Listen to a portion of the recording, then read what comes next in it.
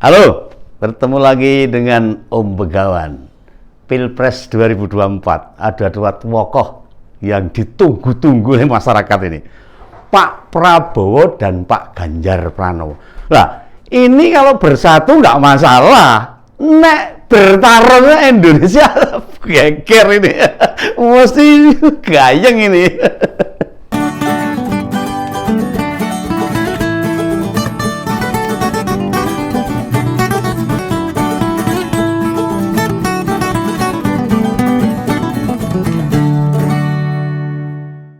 Nah, pertarungan Pilpres 2024 tahun depan ini, masih tahun depan nih, bakal terjadi pertempuran yang luar biasa. Ini bukan perang loh ini, pertempuran, bukan perang tapi terutama antara Pak Ganjar dan Pak Prabowo.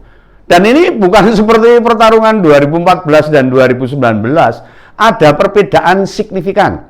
Sebab keduanya memang bakal sama-sama memperebutkan para pendukungnya Pak Jokowi. Yang relawannya luar biasa itu seluruh Indonesia. Bahkan pertempuran sebagai sesama pembantu Pak Jokowi mulai terlihat saat ini. Masyarakat diberi tontonan politik yang sangat indah dan hebat dan gayeng lah. Nah,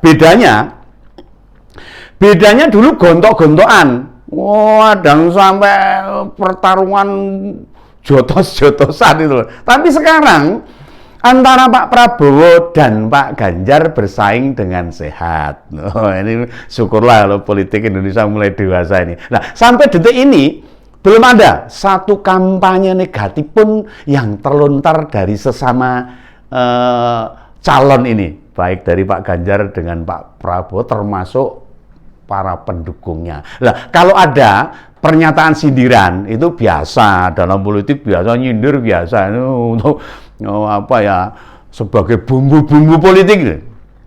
Nah, bahkan sekelas Pak Fadlizon aja pendukungnya diehardsnya Pak Prabowo belum tahu juga ini kemana ini tokoh politik ini kemana orang jedul-jedul ini. Agak heran saya ini, Om Begawan tuh heran tuh. Biasanya kalau sudah pertarungan Pilpres, dia itu paling depan tuh, wajar para lawannya Pak Prabowo itu. Wah, dia paling keras ini. Nah, padahal sobat karibnya sudah lama muncul, itu Bang Fachri Hamzah itu. Tapi ya meloncat dari PKS, sekarang di Gelora itu. Cuma bedanya, Bung Fachri Hamzah ini sering menyerang Pak Anies. Wah, ini agak heran ini. Dulu sulit kental nyerang ini. Nah, belum nyentuh Pak Ganjar atau Pak Prabowo, belum pernah ini Pak Fachri Hamzah itu, Bang Fachri belum nyentuh ini. Apakah ini pertanda Partai Gelora bakal merapat ke PDIP, ngewangi Pak Ganjar itu, atau ke Gerindra? Nah, ini entahlah ini Om Begawan masih bertanya-tanya pada rumput yang bergoyang inilah. Kalau kita lihat secara jeli loh ini, langkah yang diambil oleh Pak Prabowo menggalang kekuatan dan Pak Ganjar itu berbeda. Cara-caranya juga berbeda ini. PDIP yang mengusung Pak Ganjar lebih banyak bergerak dalam tataran parpol pendukung. Ya, setidaknya mereka sudah mendapatkan 4 parpol pendukung. Itu yang terdiri dari 1 parpol parlemen dan 3 parpol non-parlemen. Ada P3 yang punya kursi di DPR meskipun kecil tapi kan ada di parlemen. Serta Perindo sudah menyatakan merapat, PSI dan Hanura, tiga-tiganya itu non-parlemen. Tapi ya jangan ditanya, masanya ya cukup besar. Sementara Pak Prabowo bergerak di tokoh-tokoh kunci. Wah, tokoh-tokoh senior itu yang disowani, didatangi. Tapi ingat, gerakan Pak Prabowo itu lumayan cerdik. Ini menurut Om Begawan ini cerdas ini, cerdik ini. Dengan mampu membuka komunikasi dengan Pak Wiranto salah satunya, sesepuh itu. Pak Marzuki Ali dan Pak Jimli Asidik. Nah, ini tokoh politik yang harus disuani, ini bener ini, cerdas ini. Nah, ketiga orang itu bukan orang sembarangan. Pak Wiranto itu loh, bukan sekedar mantan menteri, tapi pernah mendampingi 5 presiden Indonesia. Wow, ini tokoh hebat ini. Pak Wiranto ini itu, yang punya Hanura itu dulu. Dan saat ini jabatannya adalah Wanti Pres. Nah, Tidak tanggung-tanggung. Pak Wiranto datang ke rumah Pak Prabowo di Hambalang, naik bis itu, nggak pakai nggak naik mobil, tapi naiknya bis, bis besar tuh, dengan pakaian sewarna dengan yang dikenakan jajaran Gerindra, putih-putih loh. Apakah ini tanda-tanda mantan Ketua Umum Hanura bakal berlabuh ke Gerindra? Nah, ini tidak ada yang tahu. Perlu ngerungokke kabar-kabar ini. Pak Wiranto mau kemana inilah. Sewaktu menyambut kedatangan Pak Wiranto, ada juga itu Pak Marzuki Ali dan Pak Jimli. Tentu teman-teman tidak lupa toh siapa kedua tokoh itu. Harusnya tahu. Pak Marzuki adalah tokoh Demokrat yang pernah menjadi ketua DPR. Pak Marzuki sekarang ini ketua Dewan Pembina Partai Demokrat versi KLB, alias versinya Pak Muldoko. Berarti ya sudah loncat dari Demokratnya Pak SBY. Nah, apakah ini pemilu 2024 Pak Marzuki bakal jadi caleg Gerindra? Kita nggak tahu. Nggak bisa jadi. Sebab Demokrat versi KLB hingga detik ini kan belum diakui secara sah. Masih tarung sama Demokratnya Pak SBY. Nah, sebagai mantan ketua DPR, tentu hadirnya Pak Marzuki bukan tanpa makna.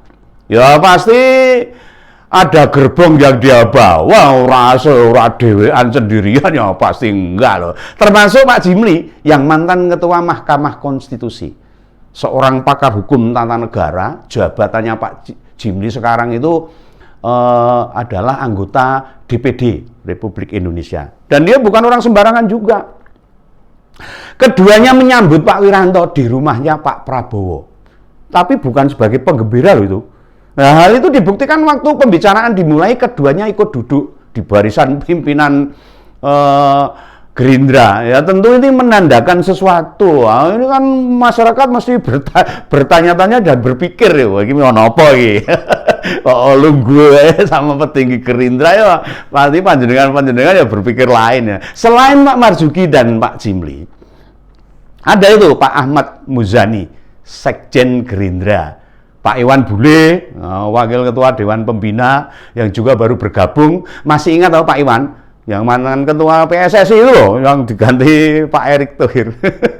Nah, tambahan energi baru di Gerindra. Nah, ini tambahan yang cukup signifikan ini dengan masuknya tokoh-tokoh ini untuk menggantikan Pak Sandiaga Uno yang mundur dari Gerindra. Kabar-kabarnya mau pindah ke P3, tapi ya enggak apa-apa, politik enggak masalah seperti itu. Nah, satu orang penting lainnya adalah adik dari Pak Prabowo. Pasti jenengan pasti tahu ini.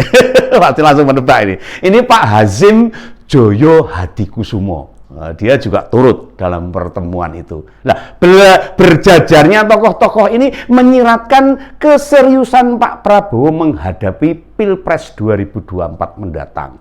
Wes pokoknya dituwoto rapi dienggo pertempuran.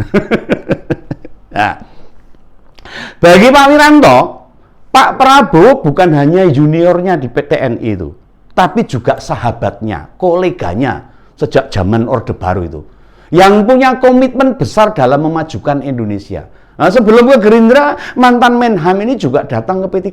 Jangan salah. Oh, dia kan tokoh senior politik yang perlu ada komunikasi dengan semua partai itu. Menyerahkan kader-kader potensial untuk ikut dalam pemilu legislatif. Nah, kedatangannya ke Gerindra merupakan bagian penjajakan dirinya melanjutkan berjuang di politik. Nah, Pak Wiranto memang sudah melepaskan Hanura yang sekarang dipimpin oleh Pak Usman Sabtaodang. Ini wes band juniornya itu bagus, itu regenerasi itu namanya. Nah, kecenderungan menjajaki Gerindra karena nasionalisme yang diusung oleh Gerindra, pimpinannya Pak Prabowo ini, termasuk keinginannya Pak Prabowo menjadi bakal capres. Itu menjadi pertimbangan penting melanjutkan perjuangannya. Nah, lantas mengapa Pilpres 2024 tidak bakal sekeras tahun 2014 dan tahun 2019? Ya, karena Pak Ganjar dan Pak Prabowo bakal fokus bagaimana melanjutkan apa yang sudah dibangun oleh Pak Jokowi. Pondasi yang dibangun oleh Pak Jokowi akan fokus dilanjutkan oleh kedua tokoh ini. Nah, sementara Pak Anies dari Koalisi Perubahan ya akan jadi pelengkap penderita saja. lemes akhirnya inilah. Masyarakat tidak akan melirik sama sekali kepada Pak Anies. Sebab harapan yang diinginkan masyarakat biarlah menjadi harapan sia-sia kalau di tangan Pak Anies. Ya, ini kenyataannya seperti ini. Ini menurut Om Begawan. Jangan ada yang marah. Ini faktanya seperti ini. Nah, selain mendapatkan amunisi tokoh-tokoh politik, Gerindra belum lama mengenalkan dua politisi baru. Ini generasi milenial ini, generasi Z kalau orang bilang ini. Itu ada Ahmad Dhani. Tahu kan Ahmad Dhani? Yang pemain band itu. Band apa? Dewa itu loh, main Dewa itu. Nah, ada Al Ghazali dan Jalaluddin Rumi atau lebih dikenal dengan Al dan L. Nah, uniknya ini ada uniknya ini. Ahmad Dhani malah tidak merapat ke Pak Anies. Loh, inilah mengherankan nih, mengejutkan ini. Padahal dulu sahabat kental itu. Sekarang malah orang gagas ini ya, nggak tahu nih karena apa. Nah, ini tentu menimbulkan tanda tanya yang besar di banyak kalangan. Banyak masyarakat pasti bertanya-tanya. Masuknya Al dan L tentu harapannya mampu menarik pemilih pemula yang prediksinya di tahun 2024 mencapai 107 juta. Atau 55% dari pemilih di Indonesia ini. Oh, gede sekali ini. Ini generasi Z itu perlu dipikirkan. Oh, jadi tekne ini. Untuk partai politik harus tahu ini. Nah, kita tidak boleh menganggap sebelah mata para pemilih pemula ini. Artinya pilihan strategi akan menentukan siapa yang bakal meraih suara terbanyak sebagai presiden terpilih nanti. Jadi ya begitu ya, ini pesan Om Begawan. Oke lah, nanti akan kita bahas lagi calon-calon presiden yang lain.